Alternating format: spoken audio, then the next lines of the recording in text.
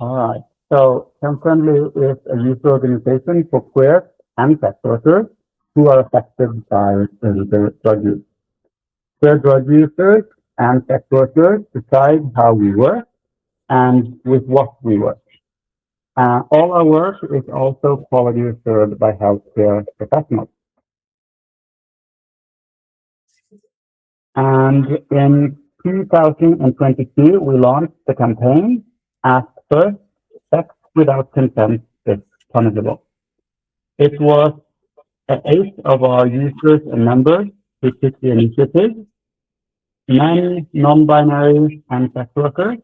They shared their stories about being raped in chemsex or getting sick to take another drug than what they were told or filmed without their consent. Every story got anonymized, and we took pictures to every story, and these pictures were shared in social media with the goal of getting the viewers over to our campaign website. In the website, the viewers can read more about each story. You can read questions and answers about consent, rape myths, the laws around sexual assault and rape in Norway, and there is also information about how rape affects the victim. In addition, we have a lot of good advice on how people who want to mix sex and drugs, people who want to do cancer, how they can reduce the risk of rape, both to reduce the risk of becoming the victim of rape, but also to reduce the risk of raping someone else. These advice, they look at how uppers, central stimulant drugs like cocaine or amphetamine, how these affect the user ability to communicate. They also look at how women and trans people that undergo hormone therapy can react differently to drug doses that are in general made for cis men. The advice looks at BDSM and drugs and consent.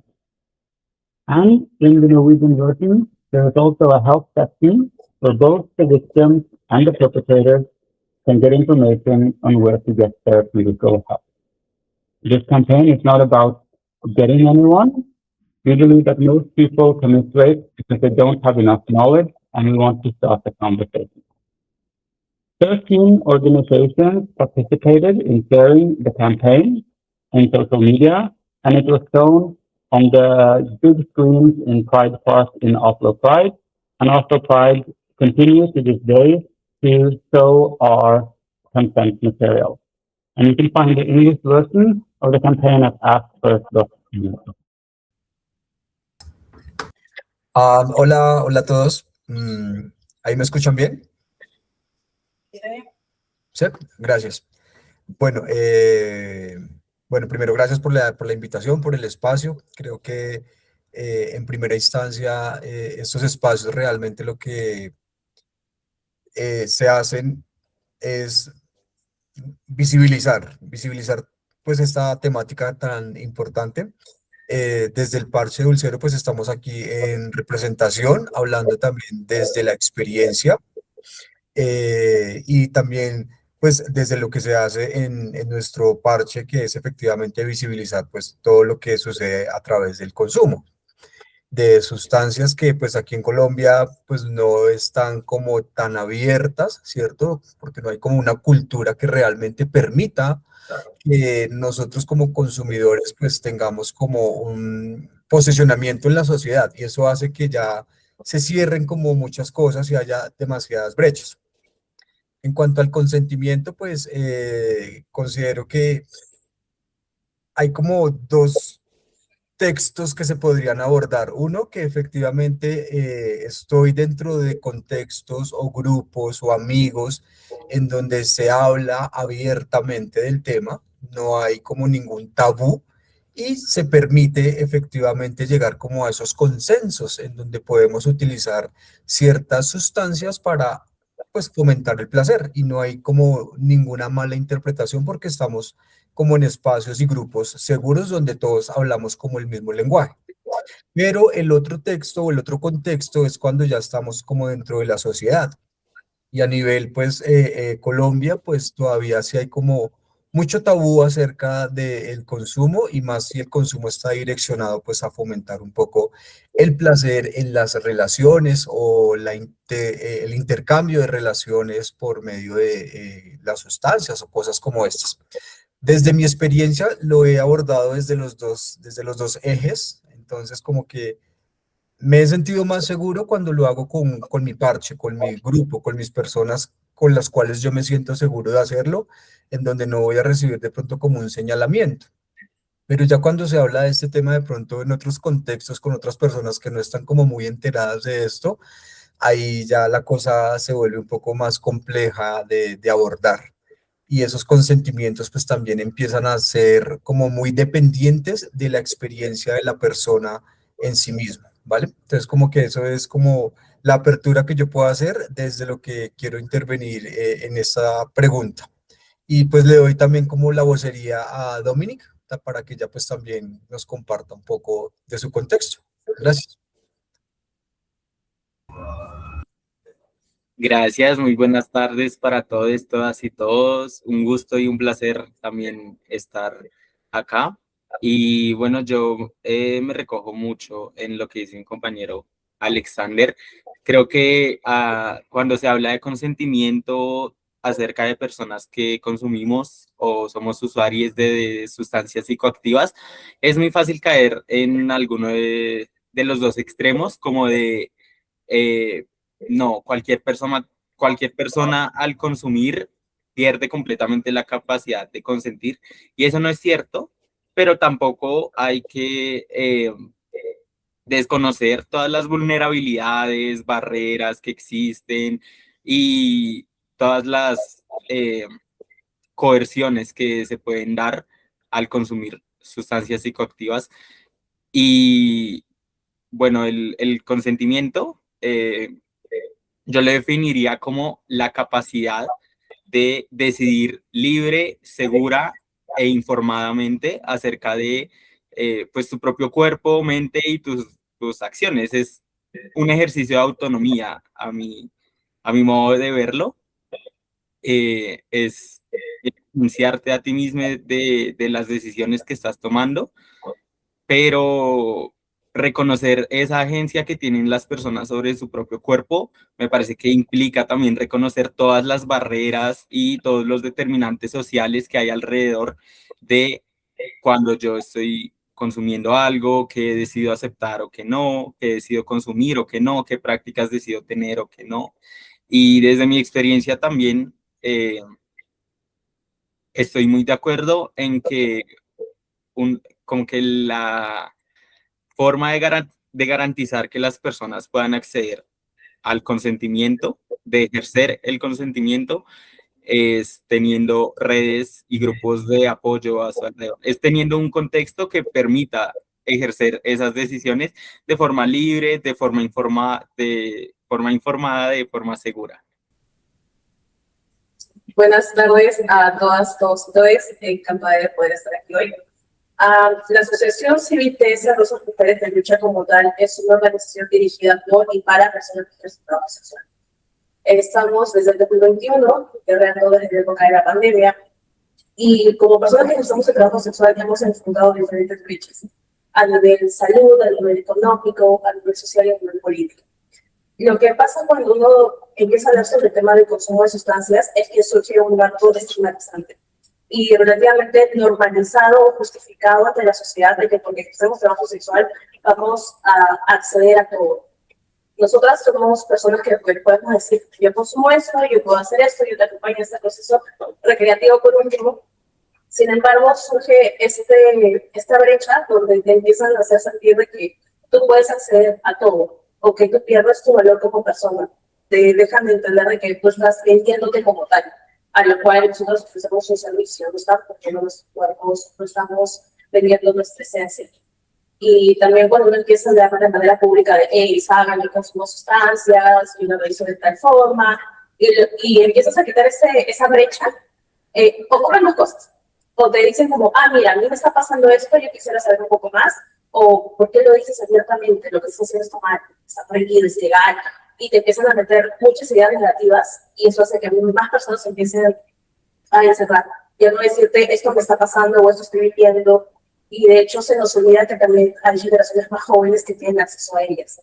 Entonces, ahí está el contexto donde nosotros al ejercer trabajo sexual procuramos hacer llegar nuestra voz a todos, brindar información. Cuando supimos de Pollo Consciente y empezamos a realizar talleres, fue como una barrera que logramos romper y estructurar con nuestras líderes.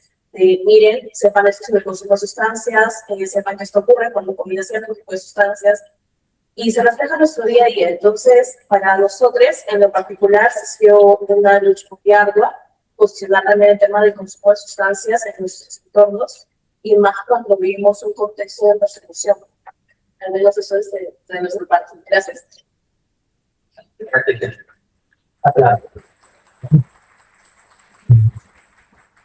Bueno, y por último pasamos a Rodrigo Flores. Voy a...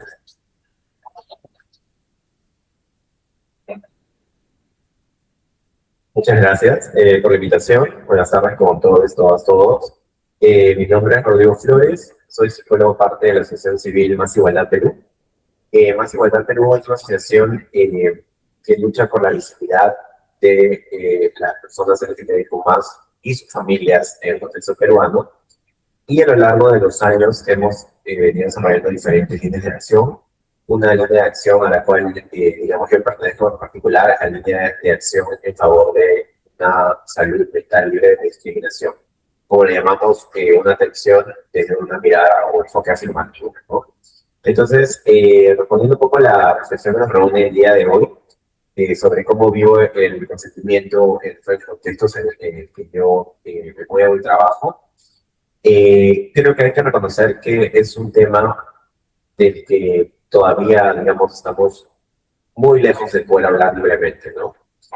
Creo que desde la misma cultura, ¿no?, que podemos nosotros reconocer en el Perú, somos un país donde no estamos acostumbrados a hablar de manera abierta sobre lo que nosotros realmente deseamos, sino más bien estamos siempre muy acostumbrados a, digamos, relaciones, jerarquías muy verticales, vamos a decirlo así, ¿no? Lo digo, por ejemplo, desde que yo trabajo en la atención psicológica. No sé si alguna vez ustedes se habían puesto a pensar que ustedes como usuarios, ¿no?, pacientes, también tienen derecho.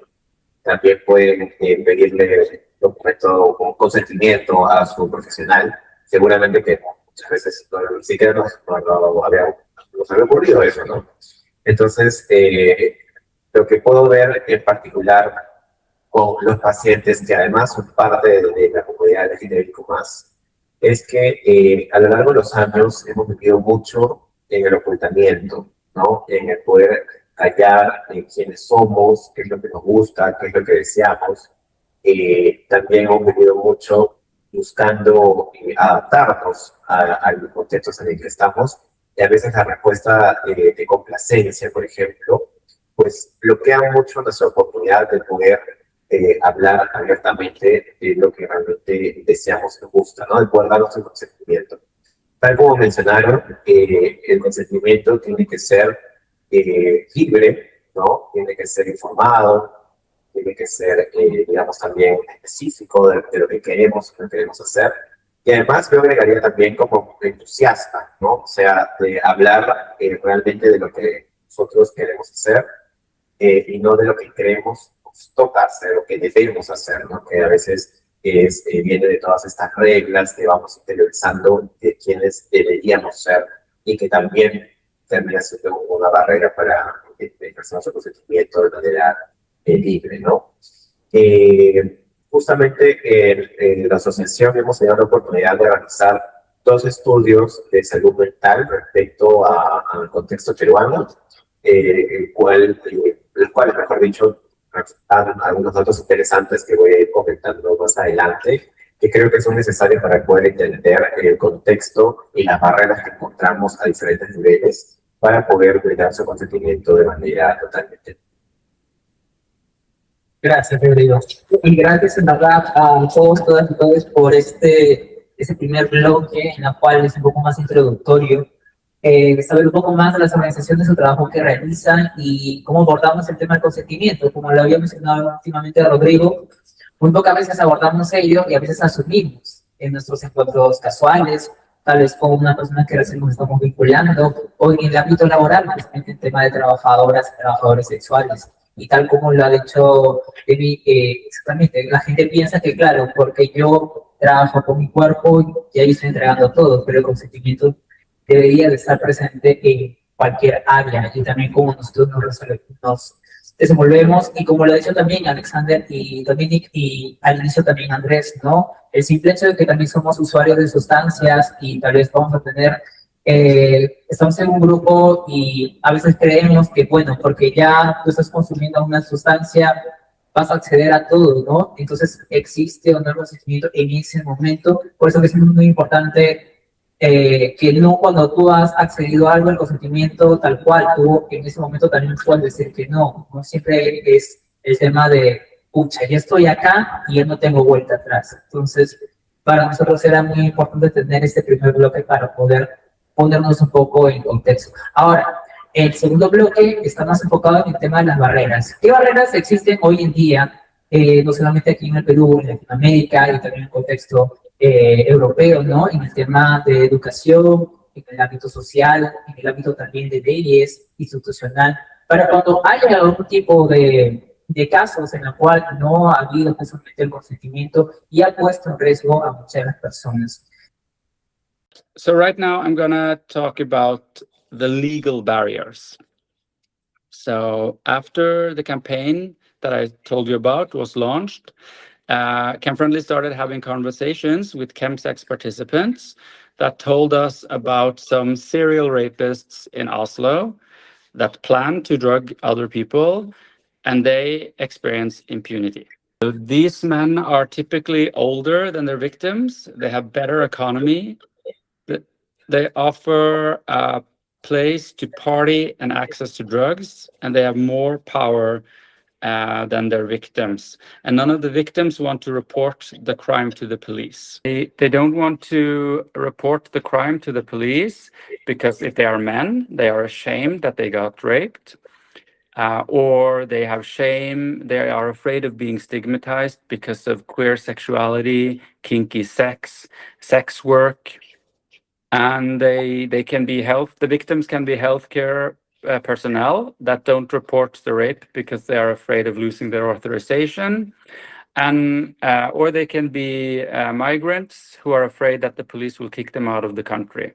Everyone are afraid that if they report the rape to the police will punish the victim because of use and possession of illegal drugs. We hear the same stories about these serial rapists from healthcare professionals who are helping chemsex patients in drug and rehabilitation services and from public services for sex workers. So the last 4 years since we launched the campaign, we have now had every year workshops for chemsex participants, for queer drug users, for sex workers about sex, drugs, and consent. And we give lectures to healthcare professionals about sex, drugs, and consent. So we have also been in local media about the issue, and we try to challenge the police in media to publicly say that if you have been raped in chemsex, you will not be targeted by the police if you report the rape. And now in June, during the Oslo Pride, ChemFriendly and our partners will have a discussion with the Oslo City Police on Pride House about this issue, and we hope we can build trust between police and chemsex participants. And also in this discussion, the Office of the State Attorney will participate. They instruct the police, and they will try to explain that it is a low risk of the police actually going after the chemsex participant, that the police will, in most cases, prioritize to investigate the violent crime and not the drug use. Gracias, Andrés. Para este caso, Dominic va a empezar a abordar el tema. Entonces vamos a escuchar primero a Dominic, ¿vale? Gracias.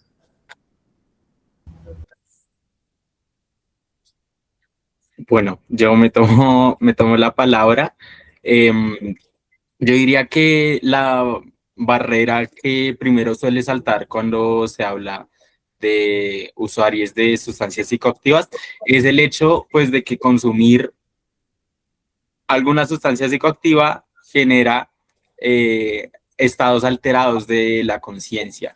Y acá me parece, pues, muy importante como tener en cuenta que depende mucho, mucho del contexto y de la experiencia e historia de vida de la persona que está, pues, en la situación de consumir alguna sustancia, porque esos estados alterados de conciencia pueden ser de lo más mínimo a factores de riesgo enormes a la hora de tomar decisiones.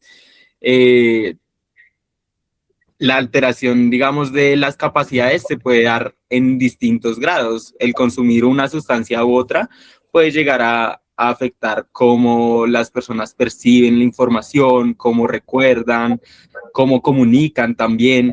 Entonces, todo este tipo de cosas eh, son muy subjetivas también, a mi parecer. No existe como una única experiencia de usuarios, de usuarios de sustancias psicoactivas, sino que depende mucho precisamente de qué se está consumiendo, en qué espacios se está dando el consumo, si se está acompañado o no, etcétera. Luego de esta, una barrera que hemos evidenciado también en el parche dulcero es el acceso a la información, ¿sí? El consentir, a mi parecer, es un proceso continuo, no es únicamente una acción o un momento determinado en el que yo accedo a algo, sino que es un estado continuo en el que yo accedo a consumir tal cosa, a tener tal práctica, etcétera.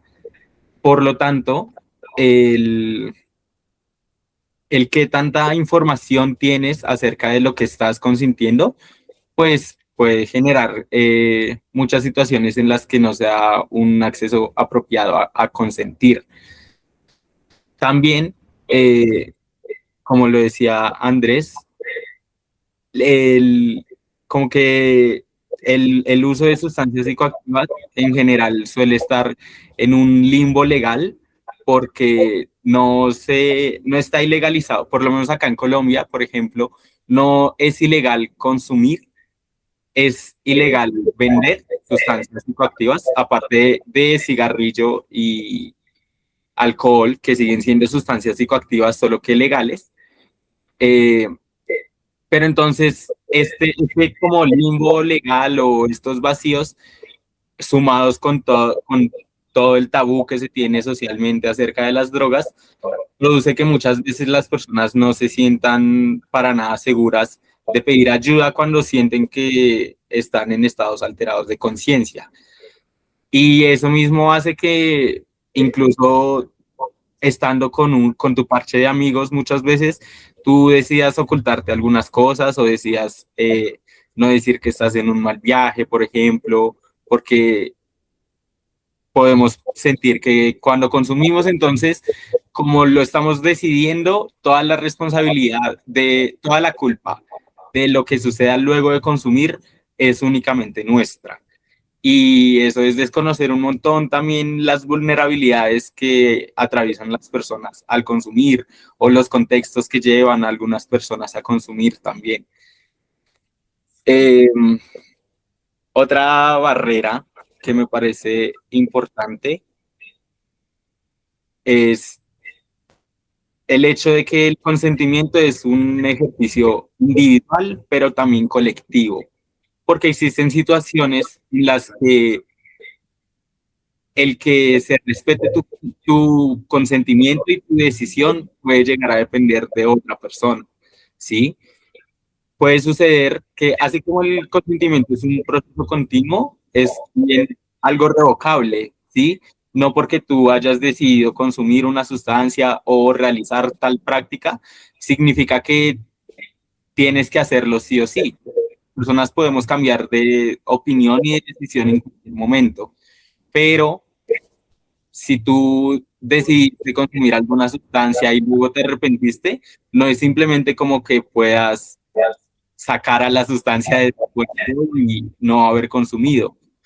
O, por ejemplo, si aceptaste tener ciertas prácticas con una persona y luego durante el momento ya no lo querías hacer, pues llegar a depender de que la otra persona respete el que le digas no, pues incluso comunicar de la mejor forma que ya no estás consintiendo esa práctica y la otra persona aún así pasar por encima tuyo. Entonces, esas serían como las barreras que hemos evidenciado que suelen presentarse más en espacios de uso sexualizado de sustancias. Bueno, las barreras que se encuentran como tal son varias en sí. Más porque el estigma social que prevalece ante las personas que ejercen el trabajo sexual es que nos hace creer y ya no hemos apropiado a tal punto donde se pueda justificar la violencia física, la violencia económica, la violencia sexual, y más aún cuando somos usuarios de sustancias. ¿Qué ocurre? Que no tenemos las mismas capacidades como para poder ir y presentar una denuncia que siquiera se nos escuche. Porque cuando han pasado estos casos, uno va, uno se presenta, quiere hacer la denuncia y lo primero que hacen es decir, pero tú te lo buscaste, tú estás vendiendo tu cuerpo, fue tu decisión, es normal. O sea, te lo dice la propia policía de acá de la Senada y prácticamente te toca rogar a que acepten la denuncia, que te puedan escuchar y no lo hacen, a pesar de eso. Ponen lo que ellos les dan la gana. Entonces, bajo ese marco, nos ha tocado hacer nuestro propio sistema para poder estabilizarnos emocionalmente. Porque por más que no está en pleno acto sexual, no está en plenos efectos de sustancias, uno sabe cuando su cuerpo está a punto de colapsar o ya lo va detectando y dice como que, hey, para, no quiero continuar. Pero como mencionaron aquí, muchas veces no se respeta tu propia opinión, no se respeta lo que tú estás diciendo. Entonces, hemos tenido compañeros que han sufrido abusos, que cuando se toca el momento de presentar la denuncia, hacernos presentes y todo, pues han dicho mejor no, porque ya sé cuál es la respuesta que va a esperar, que es violenta, hay más discriminación, más violencia, y justo cuando se habla sobre consentimiento, al menos algo que yo me he percatado es que siempre se habla sobre consentimiento entre parejas, entre la familia, más no en contexto de personas que ejercen trabajo sexual. Entonces nuestra población está en otra brecha donde tú dices, ok, a mí me enseñaron como tal de que yo tengo la potestad de decir hasta aquí quiero continuar o de aquí no quiero hacer esto, porque luego involucra un factor económico, donde a veces las carencias propias que uno enfrenta te hace tener que negociar tus propios límites para poder saber si es que el día de mañana vas a poder comer.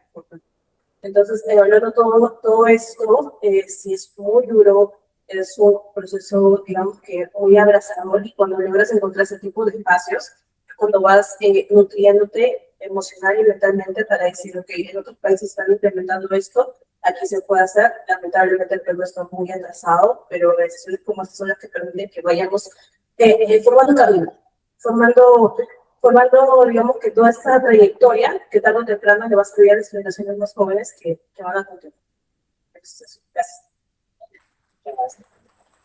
Muy importante. Y seguimos con Rodrigo.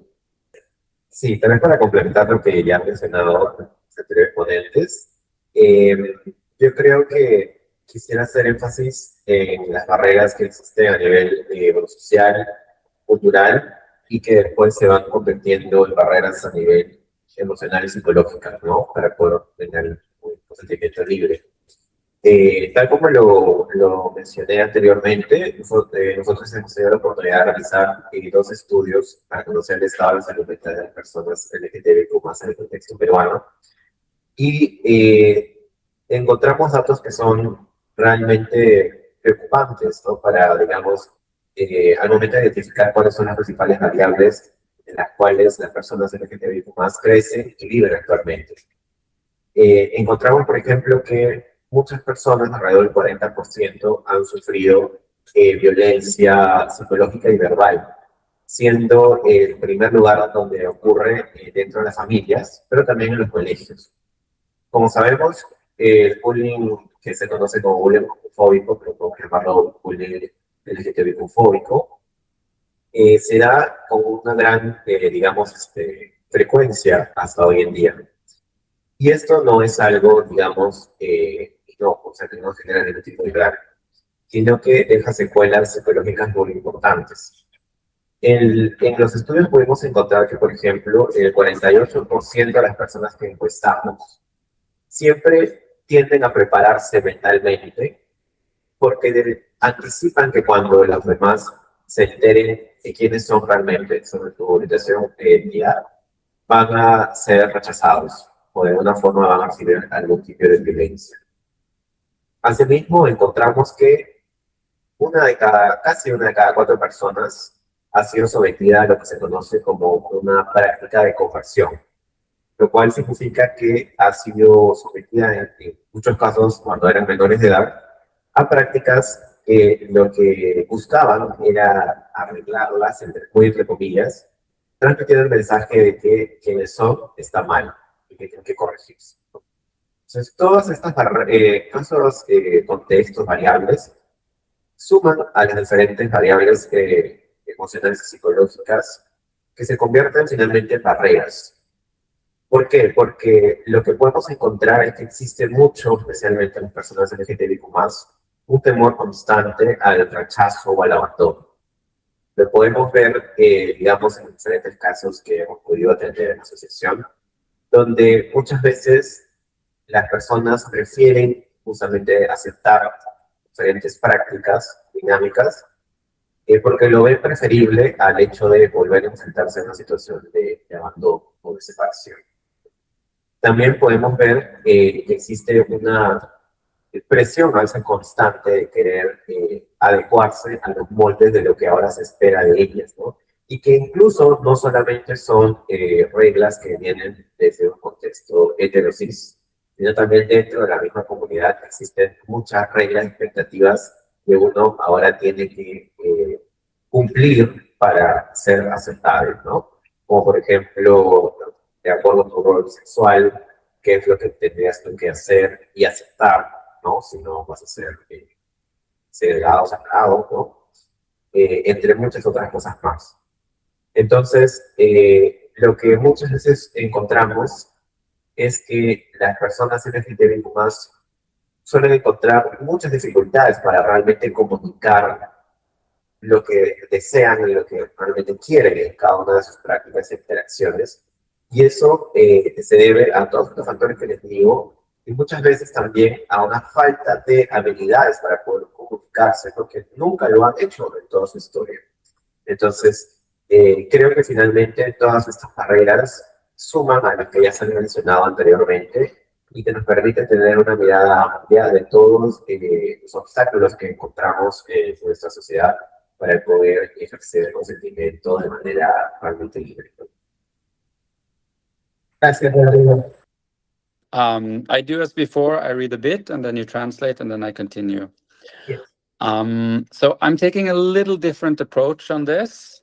I think that in general, if you want to talk about sex, drugs, consent, and rape, we need to, at least from a Norwegian perspective, we need to talk more about sexuality in general.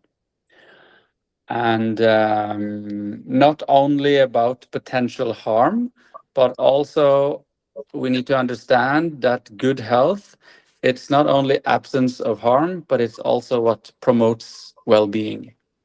I also think that it's important to normalize talking about not always doing the right thing. I cannot show you the picture from my phone, but we launched a new campaign about sex, drugs, and consent last year. The new campaign does not only focus on chemsex and queer men. It is about sexualized drug use in general. It is about all genders. It's less sexual than the first campaign. The people in the campaign are at kind of like a normal party. Yes.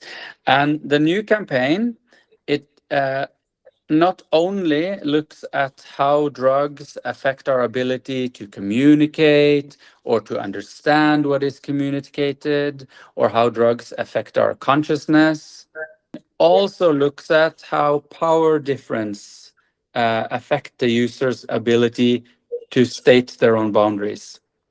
So what happens if you are younger than the host of the party, or if you are the only woman or trans person at the party? What happens if you are a sex worker and a migrant and you don't know your rights and somebody challenge your consent? And this new campaign, it doesn't only focus on the darkest story.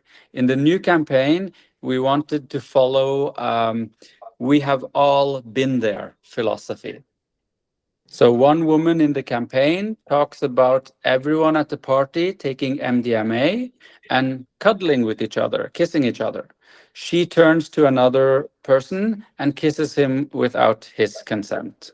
So we have the darker stories, but we wanted also these softer stories to be more relatable, to make it less stigmatizing, for people to reflect around topic of consent and boundaries. We didn't want to scare people away from the campaign by only having the darkest stories. Yes. So to finish, Chem Friendly, we work based on the principle of harm reduction, which means nothing about queer people, nothing about sex worker, nothing about drug users without us. We need to be in charge of the harm reduction work because we are the experts. So when queer drug users, sex workers, chemsex participants make these campaigns to prevent rape, we are showing the world that chemsex participants and queer drug users are taking responsibility. So my key point is that we need to talk about the dangers and harms with drug use and chemsex, but we also need to believe that queers and sex workers who do drugs are able to protect themselves and others. And we need to give queer drug users, sex workers who do drugs, chemsex participants, we need to give them tools, information, knowledge, so they can take less risky choices. Thank you and good luck with the rest of your evening. Gracias porque estaba alzando la mano. Estoy como muy en concordancia con lo que se estaba mencionando ahorita, porque efectivamente una barrera grande también es como esa barrera social que hay alrededor, ¿cierto? Entonces como que se me viene a la cabeza algo y es como que uno sale del closet muchas veces, ¿cierto? Entonces hay que salir del closet para expresar que somos homosexuales, bisexuales, lesbianas, trans, sí que tenemos como unas preferencias.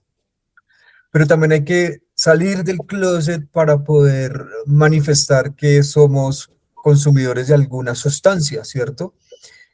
En ambas situaciones se vuelve complejo y en ambas situaciones el contexto hace que hayan como unas trabas, que hayan unas taras, que hayan dificultades para poder ser libre, ¿cierto? Entonces ahí es donde se empiezan a generar esas barreras.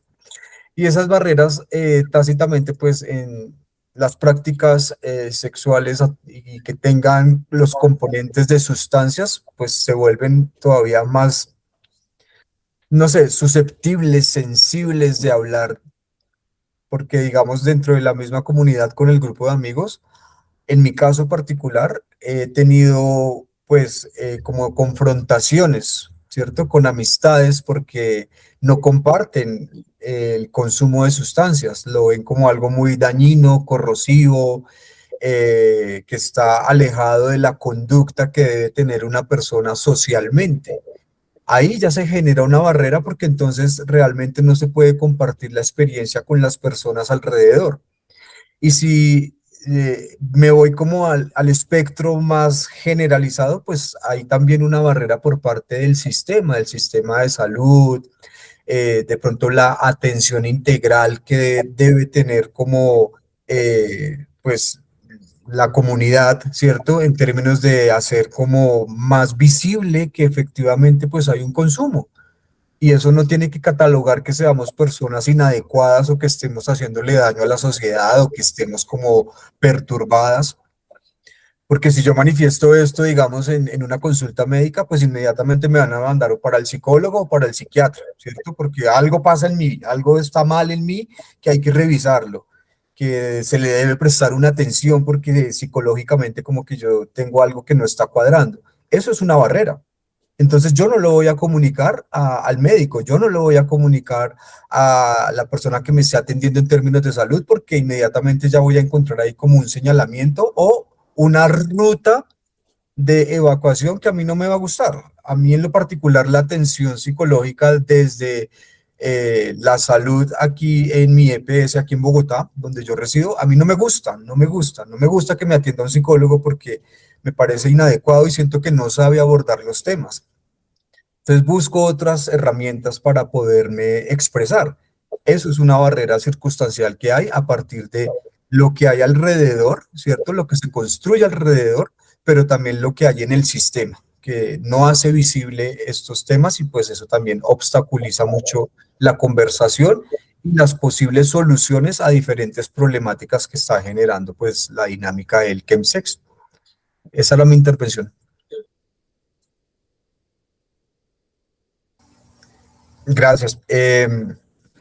Bueno, yo quería como comentar algo y es lo siguiente. Definitivamente, pues sí, hay varios vacíos, ¿no? Y hay muchas cosas que no se están abordando desde la institucionalidad, de pronto, ¿cierto? Desde como las políticas no se abordan temas y entonces ahí pues empezamos a encontrar muchos vacíos, riesgos, pero pues también otros ejercicios que pueden permitir encontrar estos espacios donde se hagan visibles las cosas, se resalten las problemáticas y en ese orden pues también se lleguen a ciertas soluciones que nos favorezcan a todos los que de alguna manera estamos pues como implícitos en todo este acto de hacer chemsex. En mi caso particular, pues yo llegué a el Parche Dulcero por una escuela de apoyo que se llama la Maricademia, ¿sí? Y ahí fue en donde empezaron a hablar de estos temas. Y yo dije, wow, nunca había escuchado que se hablara de esto de una forma como tan expresa y tan abierta. Qué interesante, porque eso hizo que generara en mí como un interés de saber, bueno, ¿qué más se hace aquí en el Parche Dulcero, cierto? Y más allá de tocar como la problemática y de resaltar efectivamente todo lo que está sucediendo, que es muy necesario, no estoy diciendo que no, también es muy vital resaltar como esas acciones que se hacen por parte de las colectivas o de los colectivos de la misma comunidad que buscan desde sus experiencias propias hablar del tema, ¿cierto? Y hablar de esas problemáticas que uno encuentra. Y una gran problemática es efectivamente, pues primero no saber qué es lo que yo estoy consumiendo, a quién le estoy comprando las drogas que yo estoy consumiendo. Eso ya es una problemática porque si yo no soy consciente de eso, pues posiblemente voy a afectar mi sistema nervioso, voy a afectar mi salud en general, ¿cierto? Y muy posiblemente voy a afectar a los otros, las otras y los otros con los que yo esté participando. Y como estamos hablando desde el consentimiento, pues si yo no tengo claro tampoco como esa cultura del consumo, qué efectos tiene eso en mi salud, pues esos consentimientos también empiezan a flaquear, empiezan a volverse débiles. Yo no voy a saber si realmente le estoy haciendo un consentimiento desde mi razón o un consentimiento porque estoy experimentando y explorando algo con alguien y después me voy a arrepentir, que Dominic hablaba de eso, después pues yo no puedo como reversar el consumo, ¿no? Ya lo hice y pensé que yo había sido consciente y resulta que no, que yo no fui consciente, estaba era como reaccionando a un impulso.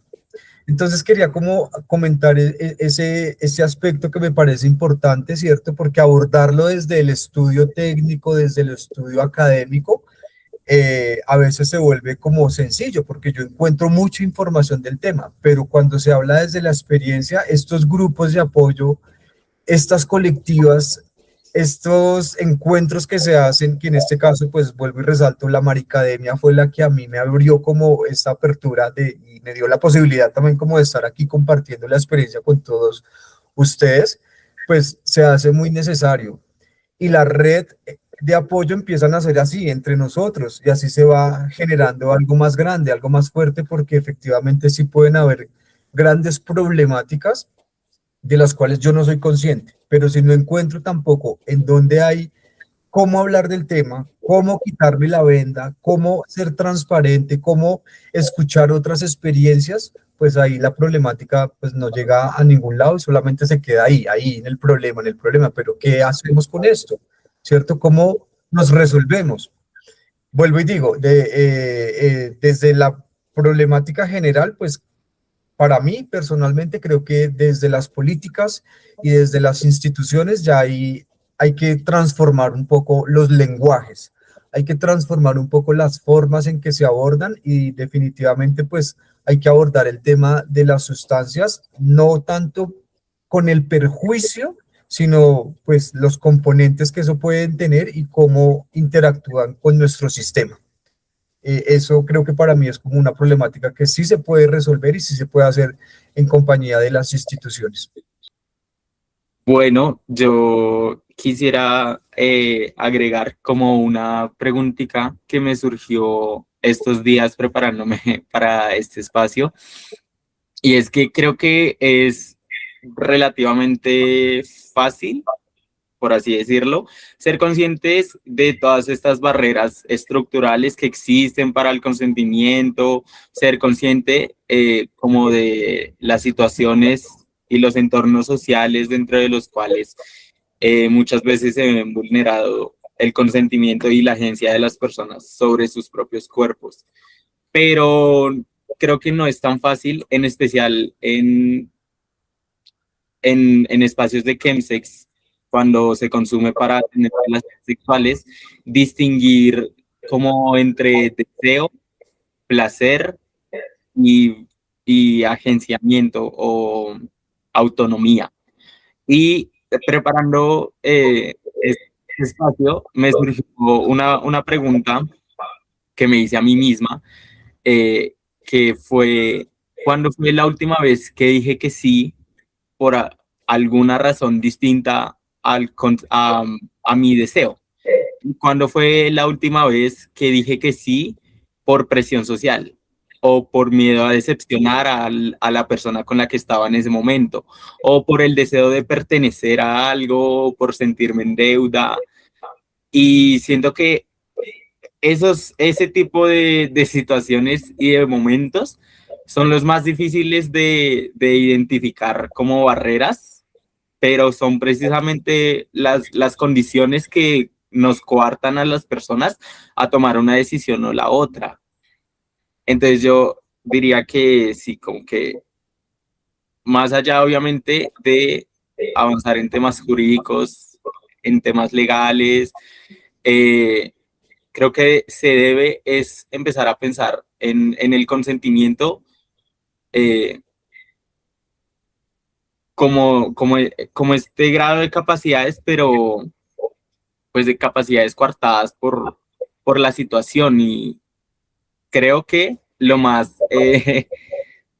me fui por las ramas, lo más importante es poner en el centro el deseo real de una persona, y si no está consintiendo a partir de esos deseos, pues el preguntarse qué está llevando a que esta persona acepte cosas que de pronto no quiere. Justo acá yo interrumpo un poco, pero igual les voy a dar también para que tal vez también y Rodri también hablen y también si algún momento también se han preguntado sobre ello. Yo también recuerdo que cuando iniciamos este tema, cuando lo hablamos al principio, recuerdo con Andrés y luego con los chicos del parche, pues, ¿no? O sea, ¿por qué nosotros consentimos mucho de los actos que después, en verdad, nos arrepentimos? En verdad lo hacemos por el placer de la otra persona, como lo dice Domingo. O sea, ¿en qué momento? Porque es la presión social, o en verdad ha existido o existe en verdad la educación sexual para nosotros, para la población LGBTQ+. O sea, ¿por qué pensamos que solamente este último acto, por ejemplo, el penetrativo, es la única forma de tener placer? O por mi rol sexual, o por mi identidad, yo tengo que acceder a ello porque no voy a encontrar a otra persona que que me quiera, por ejemplo, ¿no? O sea, Rodrigo, ¿tú cómo crees justamente en el tema del ámbito del apoyo justamente mental para la comunidad LGTBIQ+, cómo se puede abordar eso, cómo se puede brindar este acompañamiento cuando se generan esas situaciones y no hay con quién hablar?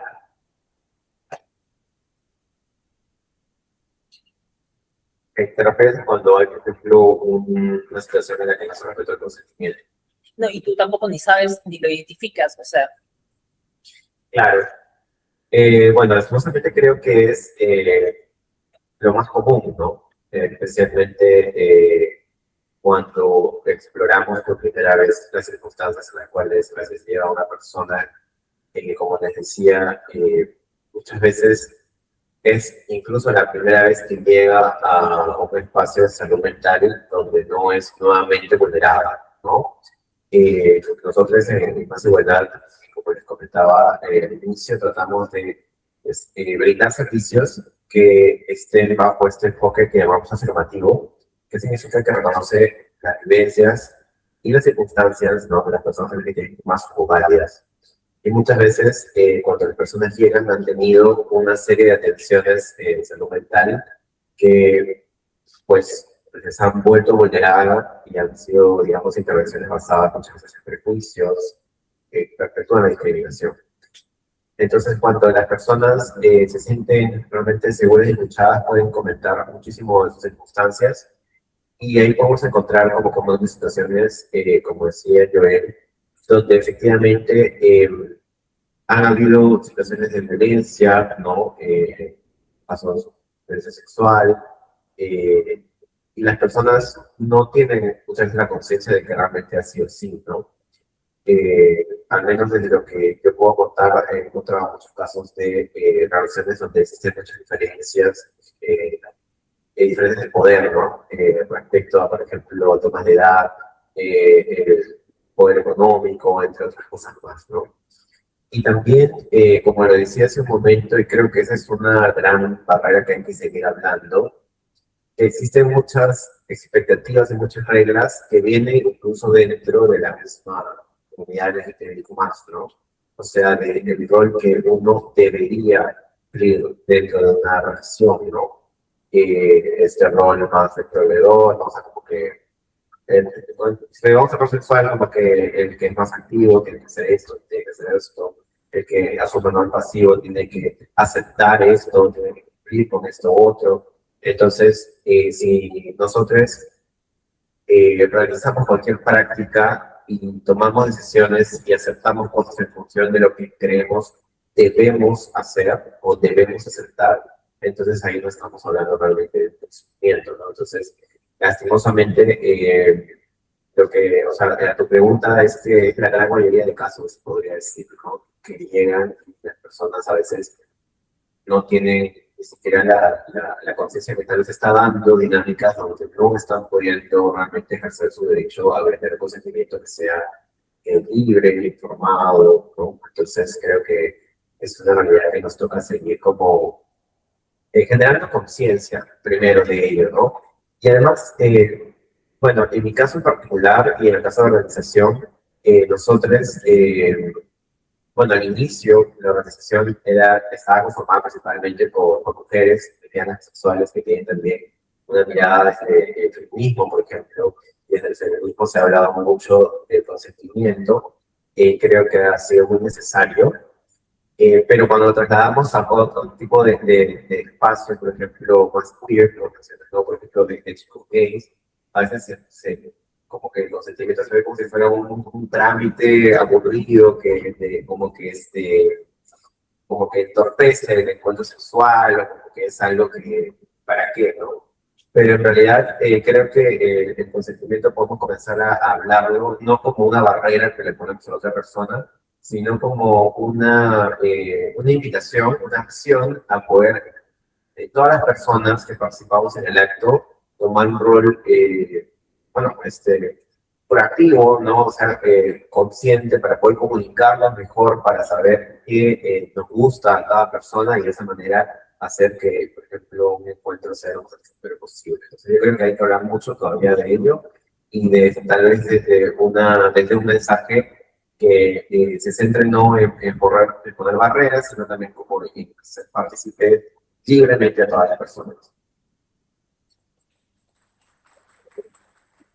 Gracias.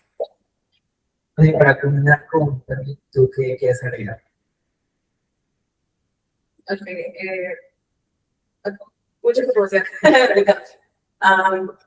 Al menos desde el ámbito de las personas que ejercen el trabajo sexual, hay una realidad muy latente y justo va en el tema más emocional, de que el consentimiento se va perdiendo por el temor a no recibir amor perfecto.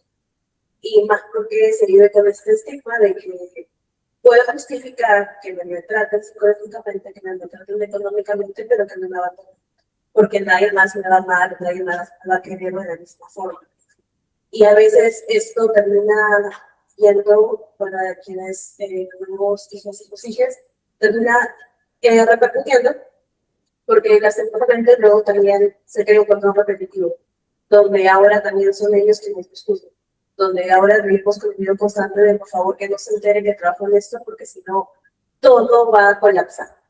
Y ahí justo también va el tema de y el tema de consentimiento más en nuestro caso es que hay ocasiones en las cuales no se respeta el tema de nuestra imagen, de nuestra privacidad, donde nos toman fotos, videos sin nuestro consentimiento, por más de que decimos que no, o cuando el cliente viene y dice que es preservativo, cuando empieza a obligarnos a hacer cosas que no queremos, y llega hasta estos límites donde uno está analizando si va a salir o no de la habitación en la que está, ya es alarmante, ya es muy preocupante y ahí viene una culpa.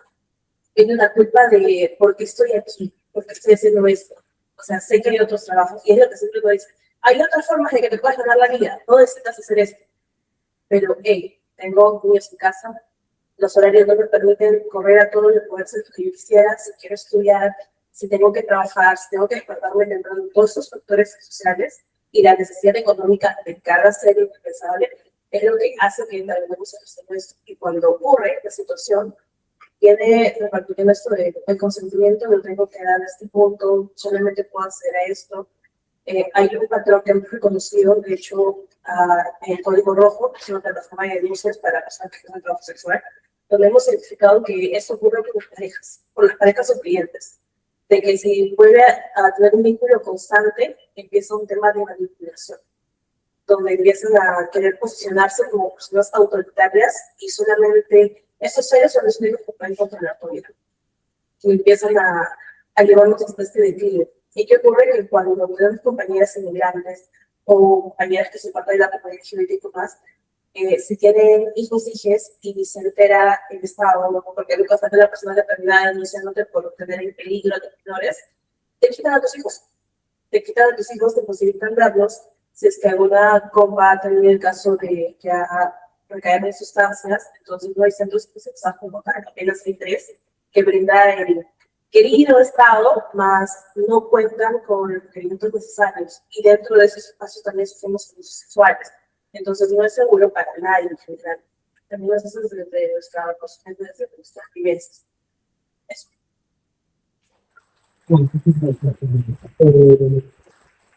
Sí, creo que todas las experiencias que hemos escuchado hasta el momento han sido muy importantes y creo que deben ser utilizadas por lo que pasamos, o sea, desde nuestro propio contexto. Y por eso que para nosotros en Apoyo Consciente era muy importante tener este primer encuentro para poder visibilizar lo que está sucediendo, ¿no? Y en verdad cómo nos acompañamos, como le decía también Dominique y Alexander.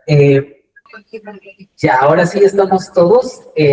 Vamos a retomar esta última parte del encuentro sobre el consenso sexual y diversidad. Igual, de nuevo, agradecerles a todos, todas y todos por haber asistido, tomarse el tiempo de estar unas horas, platicar, escuchar y compartir experiencias y tomarle mayor importancia sobre el consentimiento. En esta última parte tenemos a una nueva ponencia, que es Jocelyn, que es parte del equipo de NIME Perú.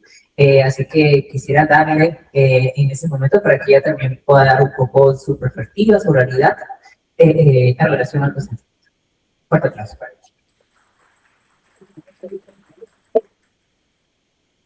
Gracias, hola, mi nombre es Jocelyn, soy creadora de contenido, bisexual y una persona neurodivergente. Entonces, bueno, una mujer cis también. Y voy a hablar desde ahí, desde mi lugar también. Todo lo que se ha venido diciendo en las ponencias anteriores está enmarcado en un contexto muy violento que es el de nuestro país. Según ENARES, 3 de cada 4 peruanos toleran la violencia. Eso es un montón, es el 75%. Y el ENARES anterior a ese, que fue el del 2021, teníamos la cifra en 56%. Eso quiere decir que la tolerancia a la violencia ha aumentado muchísimo. No sé si ustedes recuerdan el caso del calzón rojo. Sí. ¿Se acuerdan? Donde se sentenciaba, se le culpaba a una mujer de haber sido víctima de abuso sexual por portar un calzón rojo, ¿no? Hubo mucha discusión en ese entorno. Eso genera culpa, genera vergüenza, genera un autoestigma también muy grande. Y hace poco volvió a suceder con el caso de Alianza Lima. ¿Recuerdan? Que incluso, creo que fue Chiquito Flores, que tuvo que salir a retractarse, pero incluso fue una disculpa bastante forzada, nada natural, nada consciente, nada reflexiva, sino por presión mediática. Y ahí vemos que también hay una responsabilidad grande de los medios de comunicación en relación a trabajar el consentimiento. Trabajar el concepto del consentimiento, lo que implica salir informado y sobre todo entusiasta, es algo que no es un trabajo colectivo que implica Bueno,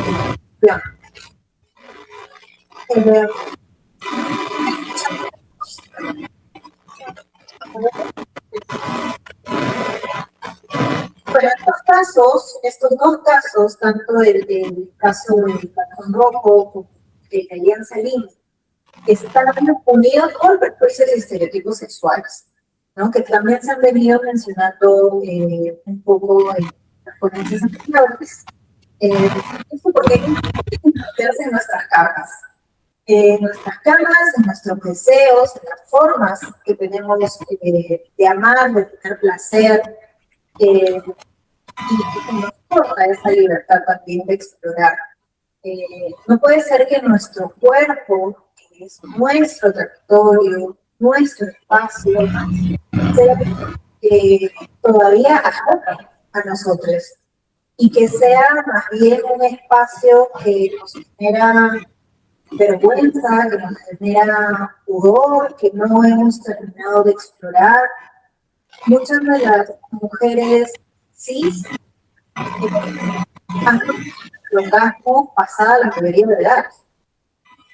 Muchos años después de haber iniciado su vida sexual. Incluso muchas mujeres no han llegado a conocer el orgasmo. Se preguntan si pueden tener una conversación completamente horizontal con sus tías, sus mamás, con sus abuelas. Estoy segurísima de que una de ellas ha sido víctima de abuso dentro de las parejas, porque no se hablaba antes del consentimiento, y es porque no nos adueñamos de nuestro cuerpo, y eso hace que también dejemos de normalizar que nuestro cuerpo es nuestro, y que nadie tiene que tocarlo, y que no tiene que pasar nada que nosotros no queramos.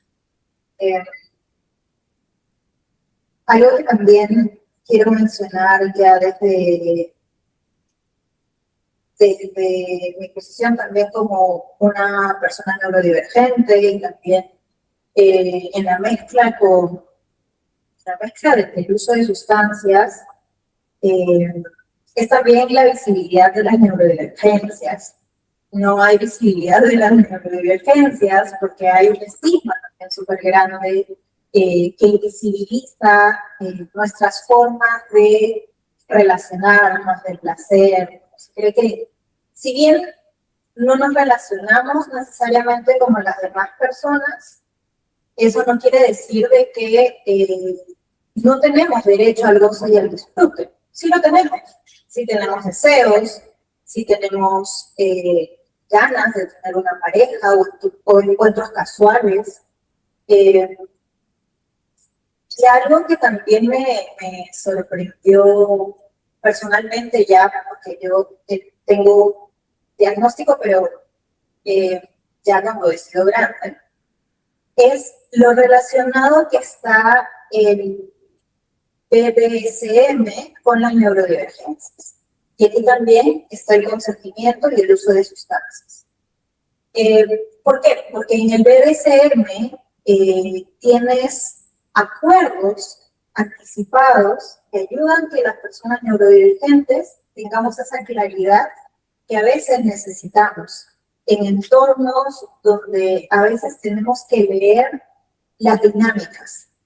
Entonces, en el BDSM tenemos eso, tenemos acuerdos previos, consensos y maneras de relacionarnos en ese momento, y aparte que hay una exploración de todo el ámbito sensorial, que es justamente a lo que muchas personas neurodivergentes también somos muy sensibles.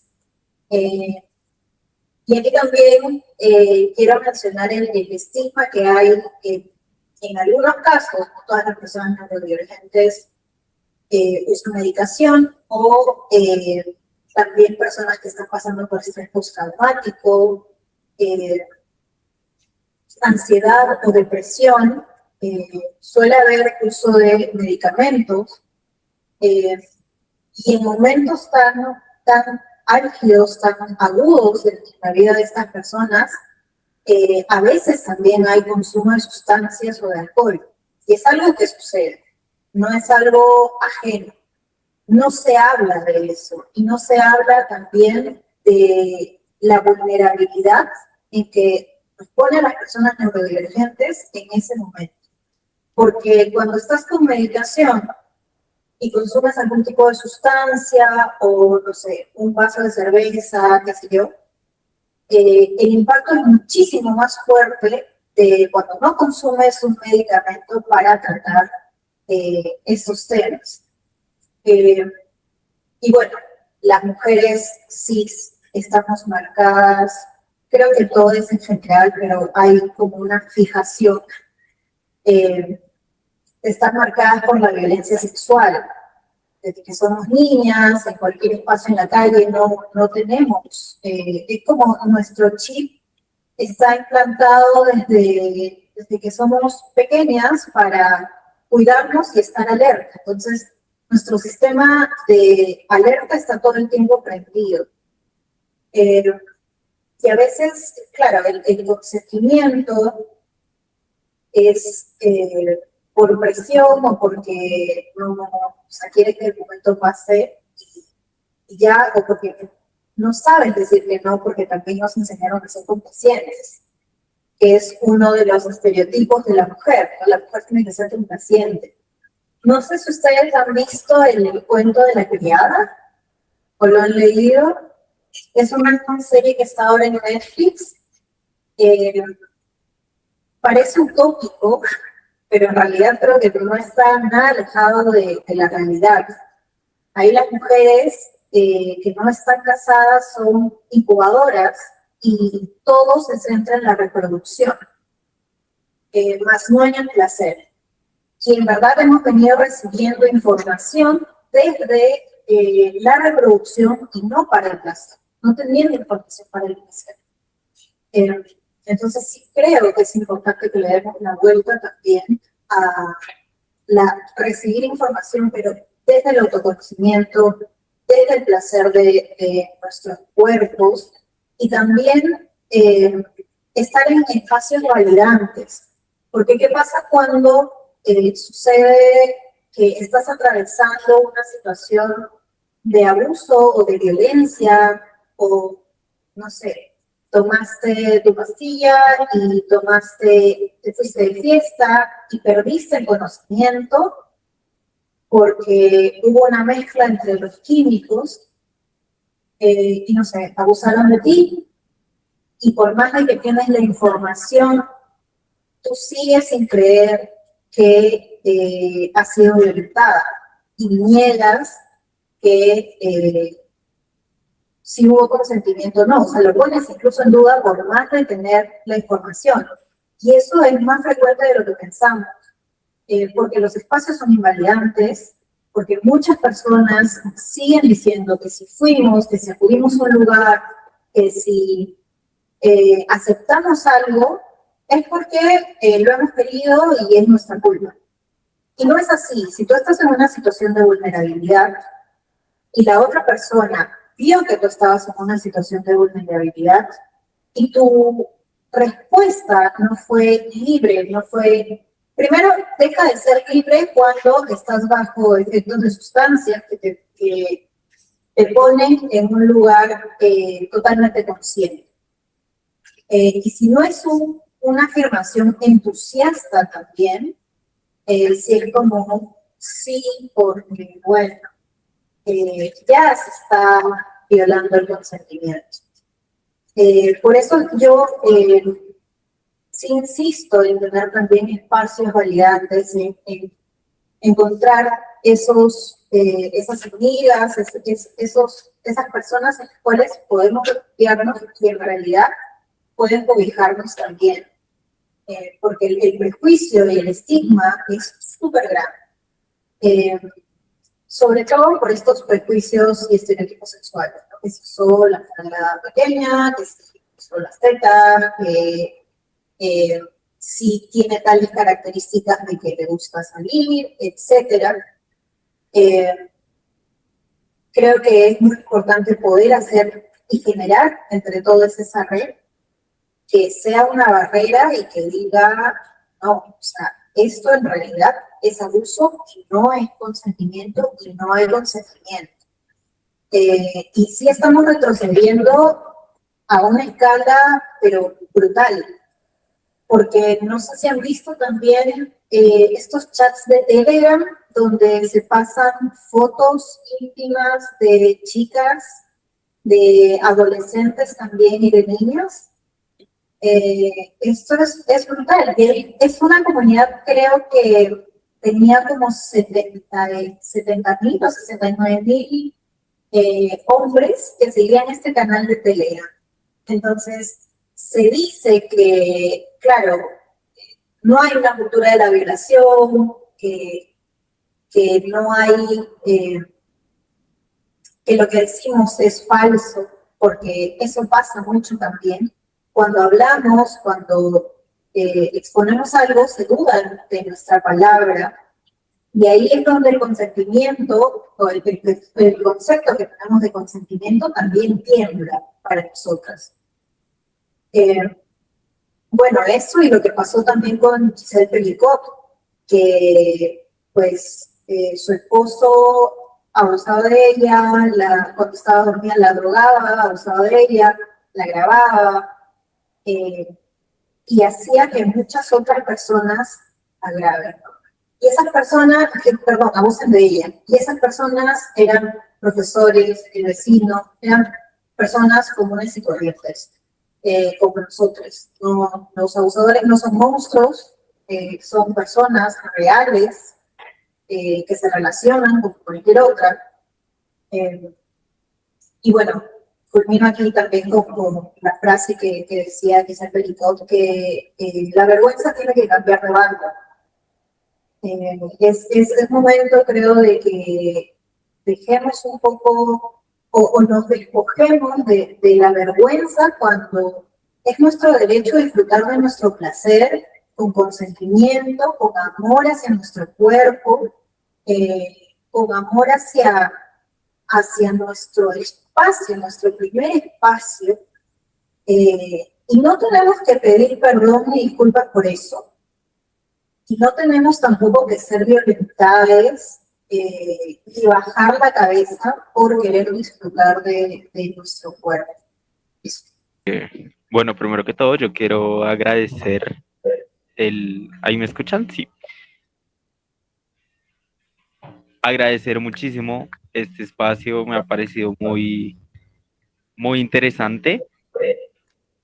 Eh, y bueno, me quedo un poco pensando demasiado en que el consentimiento va más allá del simplemente decir sí o no, ¿sí? Como que muchas veces las personas pueden estar diciendo sí sin estar consintiendo realmente una práctica, o muchas veces ni siquiera llegan a decir no y terminan consintiendo cosas que no querían hacer realmente. Y me parece que ahí la conversación debe trasladarse un poco a más allá de si una persona dijo sí o no. eh, Debemos preguntarnos qué tan fácil era para esa persona decir que no, cambiar de opinión, pedir ayuda o retirarse sin sentir que estaba perdiendo otras cosas. Esa sería un poco eh, mi conclusión. Gracias.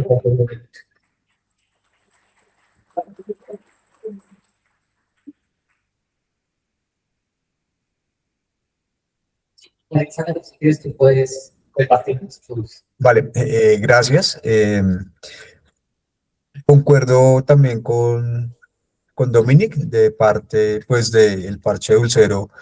Estos espacios son absolutamente necesarios que se sigan replicando y que se sigan construyendo estos encuentros, porque a través de las conversaciones, a través de las experiencias, por lo menos lo que hablaba ahorita, pues la compañera que estaba hablando, pues a mí eso me tocó bastante, porque sí, efectivamente una persona que de pronto esté consumiendo o tenga algún tipo de diagnóstico y esté consumiendo algún tipo de medicamento recetado y al momento de consumir una droga o una sustancia para poder interactuar con demás personas, pues eso va a generar choques internamente y eso también tiene que ser visibilizado.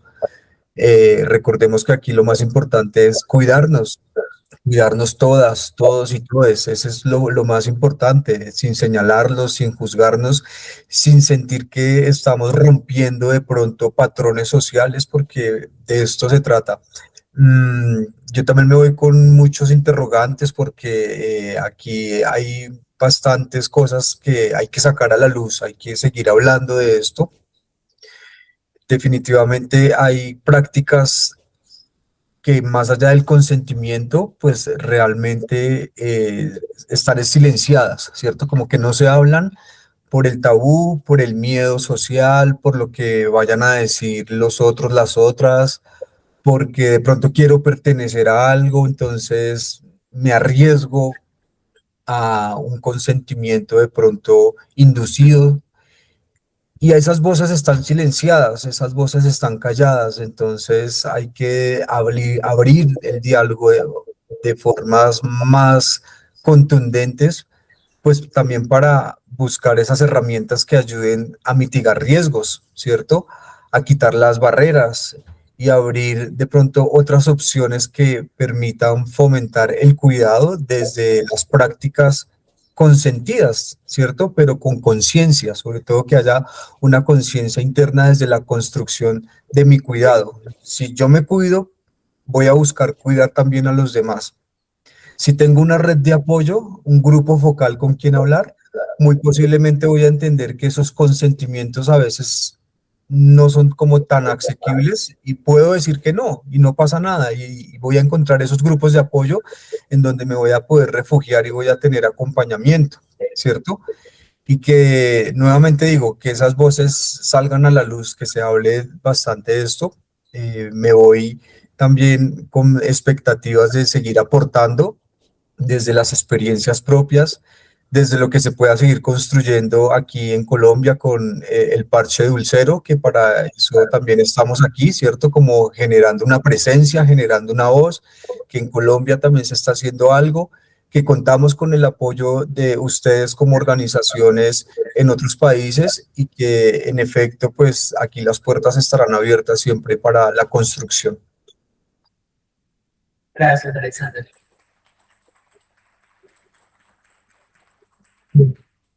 ¿Cuáles son? Mis últimas reflexiones son más que nada relacionadas a que en diferentes contextos y vivencias de cada uno de aquí de los exponentes hay un patrón muy recurrente, que es la estigmatización que llegamos a vivir y los miedos que se van a enfrentar en el proceso. Miedos a decir sufrir abuso o a querer suscitar por Diego, que es una repercusión bastante que mencionaste de podemos tener acceso a toda la información y saber qué hacer. Más al momento de ejecutarlo es cuando uno empieza a reflexionar demasiado sobre, no, tal vez yo hice esto, tal vez esta situación, y intentamos buscar una respuesta a algo que es más claro. Eso es algo que yo me llevo, considero que sí me refirió bastante porque yo realizo acompañamiento de primera mano a campas que pues, quieren denunciar abusos. Y muchas veces no puedes obligar a la víctima a continuar con ellos si se quiere. Y es algo que se tiene que respetar. Sin embargo, parte de nuestro querido Estado piensa que revictimizar está bien, donde empiezan a indagar más a profundidad tu vida. Y si eres una persona que hace trabajo sexual, empieza ahí la cuestión de por qué estás sufriendo violencia. Entonces, es gaje del oficio, como si fuera algo habitual o algo ya que es parte de uno y que no quiere decir, ay, es cierto, porque ejerzo esto, oye, mi cuota para que me haga violencia. Sí, vamos a poder. Sí, la cual no es. Entonces, desde nuestros territorios considero que seguir articulándonos y seguir viendo la forma de estar presente de nuestras voces, de poder llegar igual a más juventudes, porque nosotros no fuimos en su momento. Y hay más jóvenes que se lanzan a la vida sin realmente saber qué es lo que está pasando y caen mucho más profundo que nosotros. Entonces, nosotros al menos ya nos articulamos, nos fuimos sobre el paso, podemos decir, hey, esto está pasando, oye, cuál es el mundo, qué acción necesita. Pero los jóvenes no, los jóvenes viven en una burbuja, estamos viviendo en una burbuja donde la información es muy limitada a ciertos tipos de influencers o redes sociales que se encargan de limitar de cosas muy mínimas. No se van a enterar de todo el contexto social y político que vivimos y piensan que no va a repercutir en la violencia que ha generalizado. Por ejemplo, aún no se decide por completo qué pasa a nuestro nuevo presidente, pero ya en un distrito ya empiezan a poner carteles de la Constitución, es un delito, si la subes te van a poner una multa. Entonces, no termina ni siquiera es que estamos con esos ataques de violencia directa. Al menos eso es lo último que quiero aportar a toda la muchas gracias por contar todo, por escucharnos. Ustedes por seguir con ritmo y no dormirse. Eso, gracias. Ya. A ver, voy a dar el caso primero por Rodri, de 5 minutos. Gracias. Bueno, igualmente me sumo al agradecimiento a todas las personas asistentes, por su atención y su interés. Creo que estoy muy de acuerdo con todo lo que se ha mencionado. Yo solamente quisiera agregar que creo que es muy importante que podamos como asumir, ¿no? La responsabilidad de poder llevar estos mensajes ahí a todos los lugares donde nos movemos, que creo que es lo que nos toca hacer ahora. Justamente desde el trabajo que hacemos en la asociación,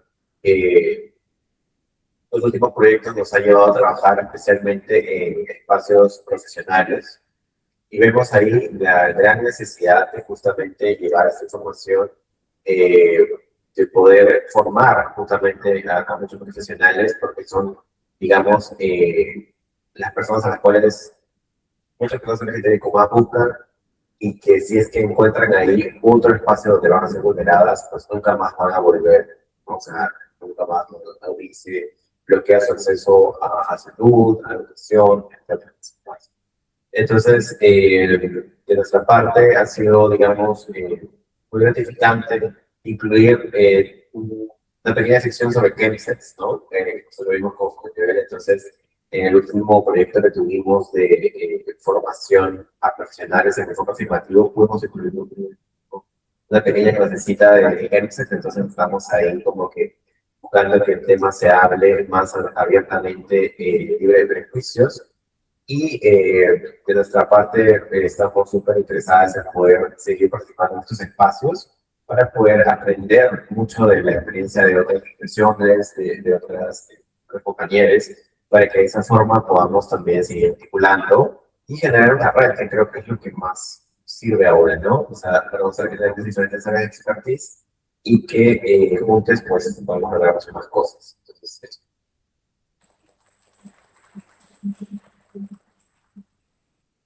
Gracias por el espacio. ¿No? Sí, ha sido muy interesante que todos nos podamos nutrir desde diversos puntos y aristas. Y creo que lo último que quisiera decir es que compartamos la información, pero desde el placer y desde el goce. Creo que perdemos de vista eso. Que es muy importante partir desde ahí. Hace falta que nos reapropiemos de términos de nuestro cuerpo, de reivindicar cosas, y sobre todo ver que también toda esta información es prevención. Y es prevención eficaz que busca ir desde las raíces de donde se producen las violencias estructurales, incluso, ¿no? En relación a las situaciones que tenemos. Entonces, nada, eso.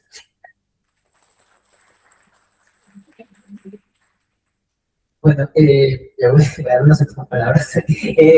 Igual, muchas gracias primero a todos, todas y todos por haber asistido. Gracias a las ponencias, en verdad, por compartir sus experiencias, el labor que hacen también cada una de sus organizaciones. Me quito el sombrero, en verdad, por cada uno de ustedes. Igual también a los compas que ahorita están en Colombia, del Plaza Lucero, en verdad, muchas gracias por también tomarse el tiempo también de estar de forma virtual en este primer encuentro sobre consenso sexual y diversidad.